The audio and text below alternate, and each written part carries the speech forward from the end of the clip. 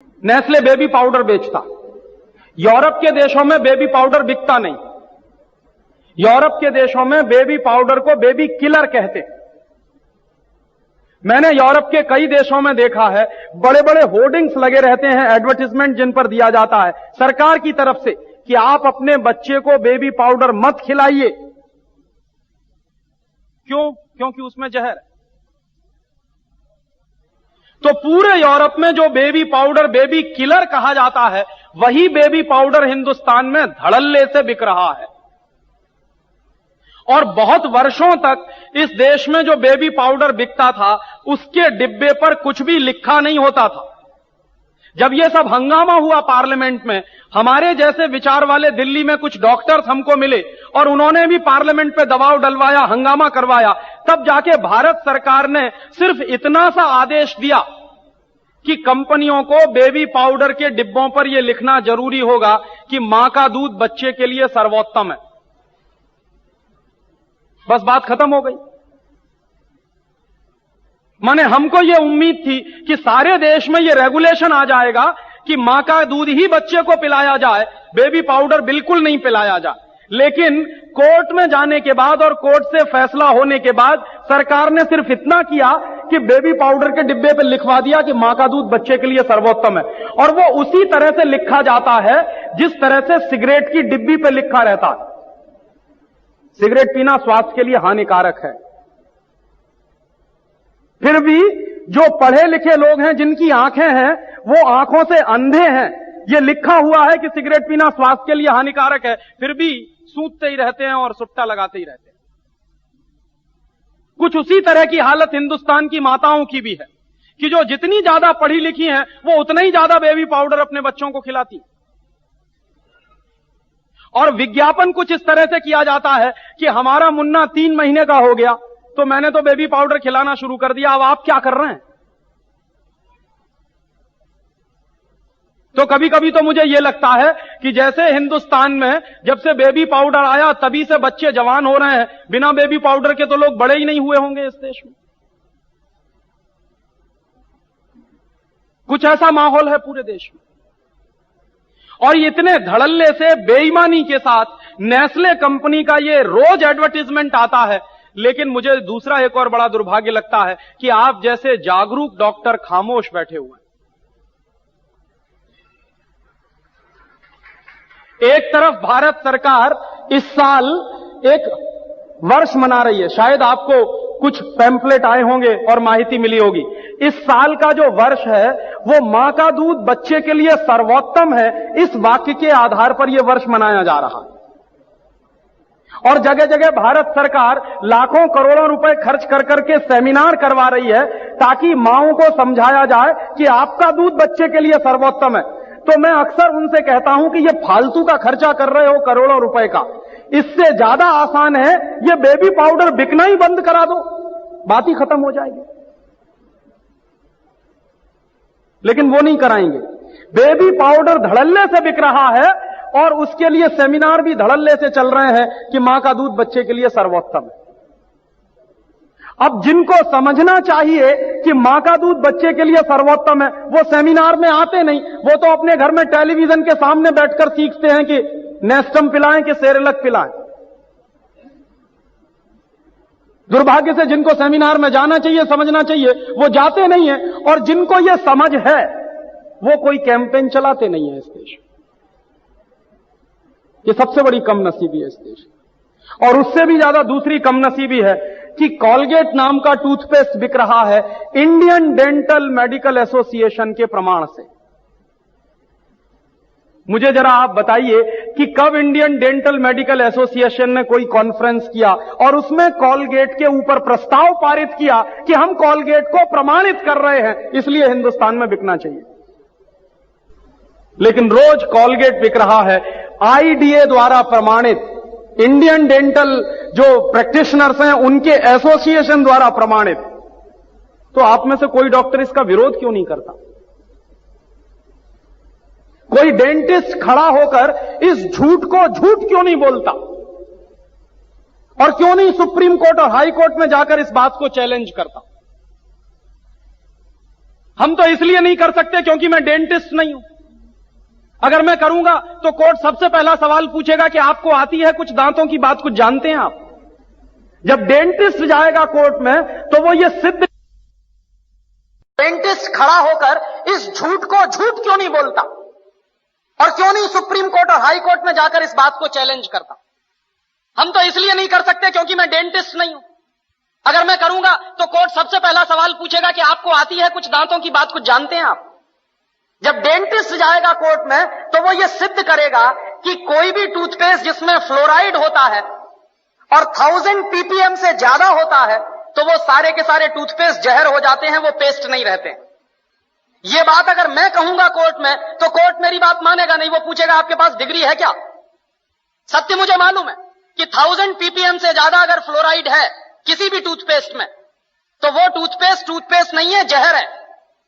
लेकिन कोर्ट मेरी बात तब मानेगा जब मैं उसको यह सिद्ध करूं कि मेरे पास दांतों की डॉक्टरी का प्रमाण पत्र है। दुर्भाग्य से जिनके पास दांतों की डॉक्टरी का प्रमाण पत्र है वो कोर्ट में जा नहीं रहे हैं, और जिनके पास प्रमाण पत्र नहीं है वो बाहर रह के खिसिया के रह जा रहे हैं, हमारे जैसे लोग। और धड़ल्ले से कॉलगेट बिक रहा है इसके। माने मुझे कभी कभी लगता है कि हिंदुस्तान के सारे डेंटिस्टों का यह सरासर अपमान है जो रोज टेलीविजन पर विज्ञापन के रूप में दिखाया जाता है। ऐसे ये कंपनी है हिंदुस्तान लीवर, वो अपना लाइफ बॉय साबुन बेच रही है family doctors welfare association of India द्वारा प्रमाणित। ये कौन सा एसोसिएशन इस देश में बन गया और कब इन्होंने लाइफ बॉय साबुन को प्रमाण पत्र दे दिया? लेकिन रोज विज्ञापन उनका ये है, और हम सब खामोशी के साथ बैठते हुए इसको देख रहे हैं, और ये देश के साथ भयंकर गद्दारी का काम चल रहा है, बेईमानी का काम चल रहा है। हिंदुस्तान में विदेशी कंपनियां अपना जहर बेच रही हैं, जिनको मालूम है कि इसमें जहर है वही शांत हैं। जितने डॉक्टर्स हैं न्यूट्रिशनल, जिनको न्यूट्रिशन का बहुत ज्ञान है, दिल्ली में एक डॉक्टर जैन है ऑल इंडिया इंस्टीट्यूट में, जो न्यूट्रिशन डिपार्टमेंट के हेड माने जाते हैं। मैंने एक दिन पूछा कि डॉक्टर साहब ये पेप्सी कोला में क्या है? तो कहने लगे कार्बन डाइऑक्साइड है। मैंने कहा और क्या है? फॉस्फोरिक एसिड है। मैंने कहा और क्या है? सोडियम ग्लूटामेट है। मैंने कहा और क्या है? पोटेशियम सॉर्बेट है। मैंने कहा और क्या है? कि इससे ज्यादा और क्या चाहिए तुमको? ये 4 जहर ही काफी है आदमी को मारने के लिए। तो मैंने कहा कि अगर ये पेप्सी कोला में 4 जहर हैं तो आप इस बात को गांव गांव में कहते क्यों नहीं जाके? पेप्सी कोला तो गांव गांव में घूम घूम के कह रहा है कि लहर पेप्सी है, तो आप गांव गांव में घूम के कहते क्यों नहीं कि ये जहर पेप्सी? आप जब मानते हैं कि उसमें ये जहर हैं 4, लेकिन आप गांव गांव में घूम घूम के कहते क्यों नहीं? तो चुप हो गए।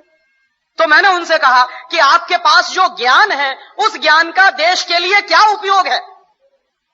आपने ये जो ज्ञान हासिल किया, डॉक्टरी की पढ़ाई पढ़ी है, लाखों रुपए इस देश का आपने खर्च किया है, और लाखों रुपए खर्च करके जो ज्ञान अर्जित किया है उसका इस देश को रिटर्न क्या मिल रहा है? तो कहने लगे फुर्सत ही नहीं है। तो किससे फुर्सत नहीं है? व्यक्तिगत स्वार्थ से फुर्सत नहीं है। तो मैंने कहा एक दिन डॉक्टर साहब ये सारा का सारा देश बर्बाद हो जाएगा और इस देश की नौजवान पीढ़ी बर्बाद हो जाएगी, और हो सकता है आपके बेटा बेटी भी उसमें बर्बाद हो जाए, तब भी आप कहेंगे कि आपको फुर्सत नहीं। और दुर्भाग्य यही है इस देश में कि जिनके पास ये ज्ञान है, जो मल्टीनेशनल कंपनियों का पर्दाफाश कर सकते हैं, जो ये बता सकते हैं कि इनके बनाए हुए सामानों में कोई न्यूट्रिशनल वैल्यू नहीं है। डॉक्टर जैन ने ही मुझको कहा कि पेप्सी कोला और कोका कोला में 1 पैसे का भी न्यूट्रिशनल वैल्यू नहीं है, और देश के लोग 10 रुपया खर्च कर रहे हैं पेप्सी पीने के लिए और कोका पीने के लिए। 10 रुपया खर्च करके 1 पैसे की भी न्यूट्रिशनल वैल्यू नहीं मिल रही है हमको, लेकिन वो देश में सबसे ज्यादा बिक रहा है, धड़ल्ले से बिक रहा है। लोग अब शुद्ध पानी पीना पसंद नहीं करते, उसकी जगह पेप्सी और कोका कोला पी लेते हैं। तो जिस चीज की 1 पैसे की 1% भी न्यूट्रिशनल वैल्यू ना हो, और वो चीज इस देश में महंगी बिक रही हो दूध से ज्यादा। पेप्सी कोला बिकता है 33 रुपए लीटर का और दूध बिकता है 14 रुपए लीटर का। तो 14 रुपए लीटर का गाय का दूध और 33 रुपए का कार्बन डाइऑक्साइड मिलाया हुआ पानी, और उसको कहते हैं लहर पेप्सी, और कहते हैं the choice of new generation. The choice of new generation नहीं है, बल्कि choice of new D generation है। लेकिन करें क्या उसका? और उससे भी ज्यादा मुझे गुस्सा तब आता है जब हिंदुस्तान में कुछ कंपनियां अपने हेल्थ टॉनिक बेचती हैं जिनमें हेल्थ के नाम पर कुछ नहीं है। Bournvita, Complan, Maltova, Horlicks, Protinex, ऐसे तमाम तरह के जो हेल्थ टॉनिक्स बिक रहे हैं, डॉक्टर जैन के अनुसार इनमें किसी में भी हेल्थ के नाम पर कुछ नहीं है। और आप चाहें तो अपने बच्चे को चने का सत्तू खिलाएं, जौ का सत्तू खिलाएं, तो उससे जितनी हेल्थ बनेगी, आप 100 डिब्बे प्रोटीनेक्स के खिला लीजिए, कोई हेल्थ नहीं बनने वाली। 100 डिब्बे आप बॉर्नवीटा के खिला दीजिए, कुछ नहीं बनने वाला उससे। और आप अगर एक डिब्बा बॉर्नवीटा का खरीदेंगे तो कम से कम 200-250 रुपए का है 1 किलो का। तो 200-250 रुपए का 1 किलो बॉर्नवीटा खरीद के तो खाएंगे, लेकिन किसी को आप कहिए कि मूंगफली खाओ गुड़ के साथ, तो नहीं खाएगा कोई। रोज अगर गुड़ के साथ मूंगफली खाएं तो जितनी प्रोटीन उससे मिलती है, जितना कार्बोहाइड्रेट उसमें से निकलता है, जितनी और दूसरी चीजें हमको मिलती हैं, उतनी 100 पैकेट बूस्ट खाने से नहीं मिल सकती। लेकिन मुश्किल से मूंगफली का गुड़ के साथ खाने का प्रचार तो नहीं है, लेकिन बॉर्नवीटा का प्रचार है। और ये जो बॉर्नवीटा, मॉल्टोवा, इन तमाम चीजों में मिलाते क्या है? एक बार मैंने डॉक्टर जैन से कहा कि आपके पास तो ऑल इंडिया इंस्टीट्यूट की इतनी बड़ी लेबोरेटरी है, आप जरा इसमें पता करिए कि ये मिलाते क्या है, कैसे बनाते हैं बॉर्नवीटा। तो उन्होंने 3 महीने के बाद मुझे एक लंबी सी चिट्ठी भेजी, उसमें हर एक के बारे में लिखा कि देखो बॉर्नवीटा कैसे बनता। बॉर्नवीटा बनता है मूंगफली की खली से, मूंगफली की खड़, माने मूंगफली के दाने में से तेल निकालने के बाद जो वेस्ट बचता है, उससे बनता है बॉर्नवीटा। मेरे गांव में मूंगफली के तेल के निकालने के बाद जो वेस्ट बनता है उसको जानवर खाते हैं, लेकिन हमारे देश में इंटेलिजेंट लोग वही खाते हैं बॉर्नवीटा के नाम पर।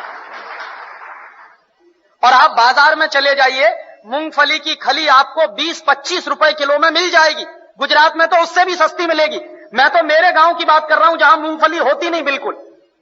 यहां तो सिंगदाना इतना होता है गुजरात में, मुश्किल से 20-25 रुपए किलो में खली मिलेगी, उसको वो बेचते हैं 200-250 रुपए किलो में। और हम लोग तकनीकी भाषा में कहते हैं वैल्यू एडेड हो गया। काहे का वैल्यू एडेड हो गया? जेब काट ली आपकी और आप कह रहे हैं वैल्यू एडेड हो गया। उन्हीं डॉक्टर जैन साहब ने मुझे बताया कि हॉर्लिक्स में क्या है, कुछ नहीं है, जौ का सत्तू और चने का सत्तू। बिहार में उसको हम लोग कहते हैं सत्तू, अंग्रेजी में कहते हैं हॉर्लिक्स। अब किसी से आप पूछिए कि सत्तू खाओगे, कहेगा क्या फालतू की बात कर रहे हैं आप। और पूछिए हॉर्लिक्स खाओगे, हाँ खाएंगे। क्यों खाएंगे? क्योंकि अंग्रेजी का नाम है और बड़ा भारी नाम है हॉर्लिक्स। कहने में लगता है कि हाँ कुछ इंपोर्टेड जैसी चीज है। उसमें कंटेंट क्या है? कुछ नहीं। उस पर लिखा हुआ है साफ साफ, इट इज मॉल्टेड। मॉल्ट माने ही होता है जौ का सत्तू। जौ का सत्तू बाजार से खरीद लीजिए, चने का सत्तू बाजार से खरीद लीजिए, 20-25-30 रुपए किलो में मिलेगा। लेकिन हॉर्लिक्स खरीदिए तो 160 रुपए में 1 किलो मिलेगा। और ये जितने हेल्थ टॉनिक्स बिक रहे हैं, इनमें से किसी से भी 1 पैसे की हेल्थ नहीं आती। लेकिन हिंदुस्तान की क्या बर्बादी है, हर साल हम 1000 करोड़ रुपए के हेल्थ टॉनिक्स खाते हैं इस देश में। हर साल 1 पैसे भी हेल्थ जिससे नहीं आती, सिर्फ एक मेंटल सेटिस्फैक्शन है, कोई हेल्थ नहीं है उससे। लेकिन 1000 करोड़ रुपए के हेल्थ टॉनिक्स इस देश में बिक जाते। क्यों बिकते हैं जानते हैं? टेलीविजन पर एक इडियोटिक एडवर्टाइजमेंट आता, एक छोटा सा बच्चा कूदते हुए आता, कहता I am a Complan boy. तो एक छोटी बच्ची कहती है I am a Complan girl. इसका माने क्या है? मैं कॉम्प्लॉन का बेटा हूं। और बच्ची कह रही है मैं कॉम्प्लॉन की बेटी हूं। और कॉम्प्लॉन क्या है? टिन का डिब्बा। अब आप तो डॉक्टर हैं, आप जरा बताइए कि टिन के डिब्बा के भी बेटा बेटी हो सकते हैं? ऐसा कोई साइंस है दुनिया में? लेकिन चल रहा है सारे देश में। इसलिए बिक रहा है कॉम्प्लॉन, इसलिए बिक रहा है बॉर्नवीटा। और क्या उसका नाम है तेंदुलकर। वो कहता है मेरी शक्ति बूस्ट, माने सचिन तेंदुलकर की शक्ति बूस्ट। तो सचिन तेंदुलकर की अम्मा को एक आप चिट्ठी लिखिए कि ये सचिन तेंदुलकर बूस्ट पी के तेंदुलकर बना है क्या? कपिल देव की शक्ति बूस्ट। कोई भी खिलाड़ी बूस्ट खा के खिलाड़ी नहीं बन सकता। एक सबसे ज्यादा महंगा खिलाड़ी माना जाता है टेनिस का, उसका नाम है बोरिस बेकर। सबसे ज्यादा ताकतवर भी है। उसकी लगाई हुई एस सर्विस 160 किलोमीटर प्रति घंटे की रफ्तार से निकलती है। माने ट्रेन भी जिस रफ्तार से नहीं जाती, उस रफ्तार से उसकी गेंद जो मारता है वो जाती है। कितनी पावर होगी उसके शॉट्स में। और आप कभी भी बोरिस बेकर को देखिए, खेल जब भी रुकता है 5 मिनट के लिए, 2 मिनट के लिए, बैग में से केला निकाल निकाल के खाता रहता है हमेशा। तो बोरिस बेकर को शक्ति मिलती है केला खा के। तेंदुलकर कहते हैं कि हमको शक्ति मिलती है बूस्ट खा के। केले में जितनी शक्ति है दुनिया के किसी भी हेल्थ टॉनिक में हो नहीं सकती। लेकिन दुर्भाग्य क्या है कि इन चीजों का प्रचार इस देश की जनता में ना के बराबर है। और इस देश की जनता जो है एक अजीब तरह की पैसिमिज्म में जिंदा है। कैसे जिंदा है साहब? शहर में बूस्ट खिलाते हैं तो गांव के लोग भी कहेंगे हम भी खिलाएंगे। शहर में बच्चे को नेस्टम और सेरेलक पिलाते हैं तो गांव की महिलाएं भी कहती हैं कि हम भी करेंगे, क्योंकि वो मानते हैं कि शहर वाले बाबूजी हो गए हैं, इसलिए कि वो बूस्ट खाते हैं, इसलिए कि वो सेरेलक और नेस्टम पिलाते हैं, इसलिए गांव के लोग भी बाबूजी बनने के चक्कर में वही सब कर रहे हैं जो शहर के लोग कर रहे हैं। और ये 100% इस देश के लोगों की इग्नोरेंस है। और ये इग्नोरेंस बिना पढ़े लिखे लोगों में होती तो मेरे समझ में आता कि ठीक है, लेकिन सबसे ज्यादा ये इग्नोरेंस जो है वो पढ़े लिखे लोगों में है, जो डिग्री होल्डर है, जो कहीं से पीएचडी करके निकले, जिन्होंने साइंस पढ़ा है, वही आज सबसे ज्यादा अनसाइंटिफिक हो गए हैं। और तब ऐसी स्थिति में आप पूछेंगे कि हम क्या करें। मैं आपसे बहुत उम्मीद लेकर आया हूं। आप इस देश के लोगों की दुखती हुई रग और दुखती हुई नस ठीक करते हैं। डॉक्टर पर जितना भरोसा होता है किसी पेशेंट को, उतना किसी दूसरे पर नहीं होता। डॉक्टर ने जो कहा वो पेशेंट के लिए ब्रह्म वाक्य हो जाता। डॉक्टर ने अगर कह दिया कि ये दवा तुमको 3 बजे खानी है तो दुनिया जहान में कुछ भी हो जाए वो 3 बजे ही खानी। और अगर जरा आगे पीछे हो गया और उस दवा का कोई भी साइड इफेक्ट हो गया तो मरीज ये मानेगा कि मैंने देर में खाई है इसलिए हुआ। वो ये नहीं मानेगा कि डॉक्टर से भी गलती हो सकती है कभी। तो इस देश में जाने अनजाने आप लोगों की बड़ी प्रतिष्ठा है मरीजों के मन में। और आप लोगों की जब ये प्रतिष्ठा है तो अक्सर क्या होता है, समाज में जब बड़े परिवर्तन होते हैं तो उन बड़े परिवर्तनों को जब बड़े लोग शुरू करते हैं तो नीचे के लोग फिर उन्हीं को फॉलो करना शुरू करते हैं।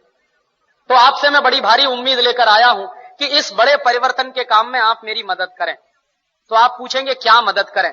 सबसे पहली और सबसे आसान मदद जो आप कर सकते हैं इस काम में वो ये कि जो विदेशी कंपनियां हिंदुस्तान की सरकार पर दबाव डालकर हमारा पेटेंट एक्ट बदलवा रही हैं, उन विदेशी कंपनियों की दवाएं लिखना आप बंद कर दीजिए।